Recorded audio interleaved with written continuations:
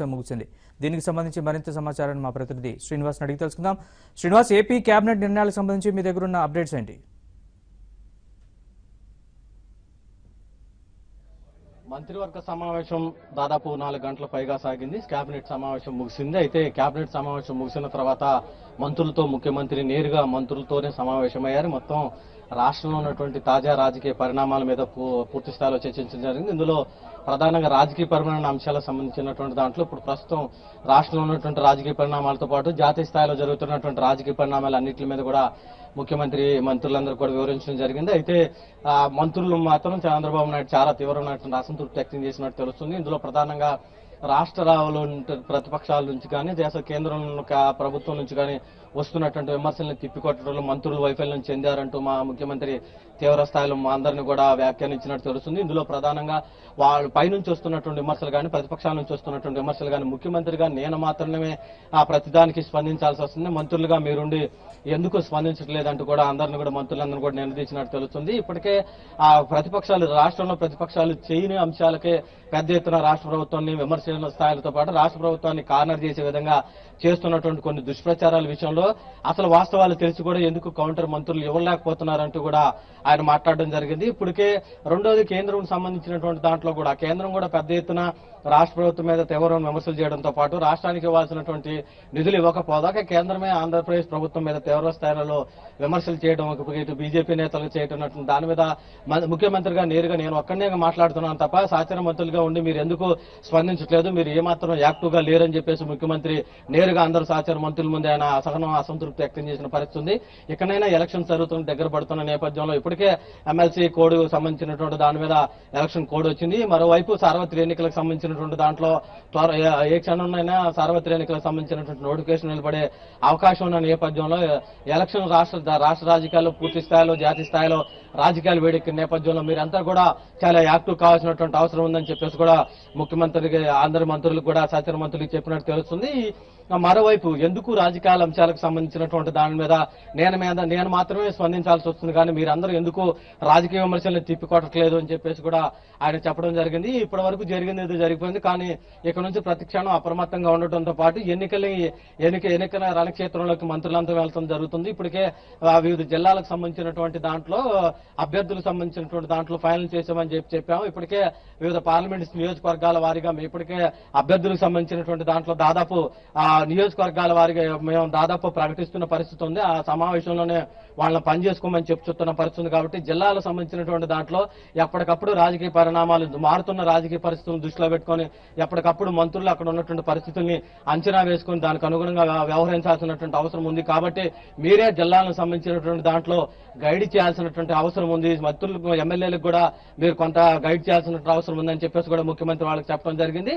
ఇవి కాకుండా రాజకీయ ఇప్పటికే కేబినెట్ కు సంబంధించినటువంటి అంశాలకు సంబంధించి చూస్తే మాత్రం దాదాపు పలు అంశాలకు సంబంధించినటువంటి దాని మీద కేబినెట్ లో చర్చ జరిగింది. ఇప్పటికే పలు కార్పొరేషన్లకు బీసీ కార్పొరేషన్లకు సంబంధించినటువంటి దాంట్లో ప్రకటించినటువంటి ముఖ్యమంత్రి మరొక 3 కార్పొరేషన్లు కూడా కేబినెట్ సమావేశంలో ఆమోద ముద్ర వేయడం జరిగింది. దీనికి సంబంధించి చూస్తే మాత్రం ముదిరాజు ముత్తరాసి అట్లానే తెనుగోళ్లకు సంబంధించి ఒక బీసీ కార్పొరేషన్, మరోవైపు నగరాలు నాగవంశానికి సంబంధించి ఒక కార్పొరేషన్ తో అలానే ఏపీ కల్లు గీత కార్మిక అలాగనే నేరాకు సంబంధించినటువంటి గీత కార్పొరేషన్ కూడా ఏర్పాటు చేయడం జరిగింది. అయితే ఈ అన్నిట్లు ఇప్పుడు ఏర్పాటు చేసినటువంటి కార్పొరేషన్లు బీసీ కార్పొరేషన్లు అన్నింటిని కూడా ఎప్పుడప్పుడు సమన్వయం చేసుకోవడంతో పాటు కార్పొరేషన్ లో లేనటువంటి మిగతా బీసీ కులాలకు సంబంధించినటువంటి అన్ని కూడా ఏదైతే ఇప్పటికే బీసీకి సంబంధించినటువంటి బడ్జెట్ కు సంబంధించినటువంటి జనాభా ప్రతిపాదికకు సంబంధించిన నిధులకు సంబంధించి ఇప్పటికే రాష్ట్ర అసెంబ్లీ సమావేశాల్లో చట్టబద్ధత కల్పించాం. కాబట్టి వీటన్నిటిని కూడా ఎప్పటికప్పుడు పర్యవేక్షించడంతో పాటు సామాజిక వర్గాలకు సంబంధించి నేరుగా నిధులు అందరికీ కూడా సమానంగా బీసీలకి బడ్జెట్ లో కేటాయించిన నిధులు చేరే విధంగా కూడా ఒక అపెక్స్ బాడీని ఏర్పాటు చేయడం జరిగింది. ఇవే కాకుండా పలుకు సంబంధించినటువంటి ఇప్పటికే కాకినాడకు సంబంధించినటువంటి ఎల్ఎన్జీ టెర్మినల్ కి సంబంధించిన దాంట్లో కూడా అక్కడ కేఎల్ఆర్ సంస్థ పనిచేయడం జరుగుతుంది. వాటికి ముందుగానే నేరుగానే వాళ్ళకి లెటర్ ఇండెంట్ అంటే వాళ్ళకి ముందుగానే పనిచేస్తున్నారు కాబట్టి తప్పనిసరిగా వాళ్ళు ఎంఓయూ కుదుర్చుకునే విధంగానే లెటర్ ఇచ్చేందుకు కూడా కేబినెట్ లో ఆమోద ముద్ర వేయడం జరిగింది. మిగతా రవాణా శాఖకు సంబంధించినటువంటి దాంట్లో దాదాపు ఒక దాదాపు ఒక 15 లక్షల పైగా ఉన్నటువంటి డ్రైవర్లకు సంబంధించినటువంటి దాని మీద ప్రత్యేకంగా రవాణా డ్రైవర్లకు సంబంధించినటువంటి కార్పొరేషన్ ఏర్పాటు చేయడం జరిగింది. ఆ ప్రత్యేక సాధికార సంస్థ ఏర్పాటు చేశారు. ఈ సాధికార సంస్థకు సంబంధించి 10 కోట్ల రూపాయల మూలధన నిధితో వాళ్ళందరికీ కూడా ఎవరికైనా డ్రైవర్లకు సంబంధించినటువంటి దాంట్లో కానీ సమస్యలు కానీ వాళ్ళ వెరిఫేర్కి సంబంధించినటువంటి దాంట్లో కూడా వాళ్ళందరికీ ఉపయోగపడే విధంగా ఈ కార్పొరేషన్ పనిచేయడం ఉంది. ఇక మరోవైపు జర్నలిస్టులకు సంబంధించినటువంటి సంక్షేమం సంబంధించినటువంటి అంశం మీద కూడా కేబినెట్ లో పూర్తి స్థాయిలో చర్చ జరిగింది. ఇక వివిధ భూ కేటాయింపులకు సంబంధించినటువంటి దాంట్లో చూస్తే మాత్రం పలు జిల్లాల్లో వివిధ కంపెనీలకు సంబంధించి కానీ అట్లానే ఏపీఐసికి సంబంధించినటువంటి సంస్థకు సంబంధించినటువంటి భూ కేటాయింపులు కూడా చేయడం జరిగింది. ఇక సింహాచలంలో భూములకు సంబంధించినటువంటి దాని మీద కూడా కేబినెట్ లో పూర్తి స్థాయిలో చర్చించడం జరిగింది. ఇప్పటికే దాని మీద ఉన్నటువంటి అంశాలకు సంబంధించి చూస్తే ఉన్నటువంటి న్యాయపరమైనటువంటి చిక్కులన్నింటిని కూడా లేకుండా చూసి అధికారులంతా కూడా వాటికి సంబంధించి పరిస్థితులను ఎప్పటికప్పుడు పరిశీలించి వాళ్ళకంతా ఏ మాత్రం ఇబ్బంది లేకుండా భూ కేటాయింపులకు సంబంధించిన వాళ్ళకి ఇబ్బందులు లేకుండా చూడాలని చెప్పేసి ఇప్పటికే యనమల నేతృత్వంలో వేసినటువంటి సింహాచలం భూములపైన వేసినటువంటి కమిటీ ఏదైతే ఉంటే మంత్రివర్గ ఉపసంఘం ఎప్పటికప్పుడు ఆ సమస్యల పరిష్కారం చేసేందుకు cabinet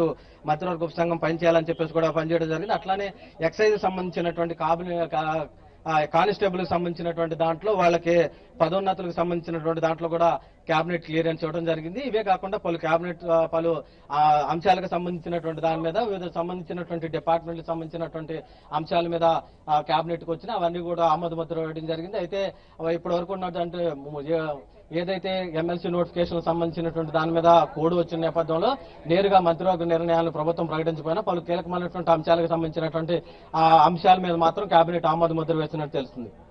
right, thanks for the update Srinivas.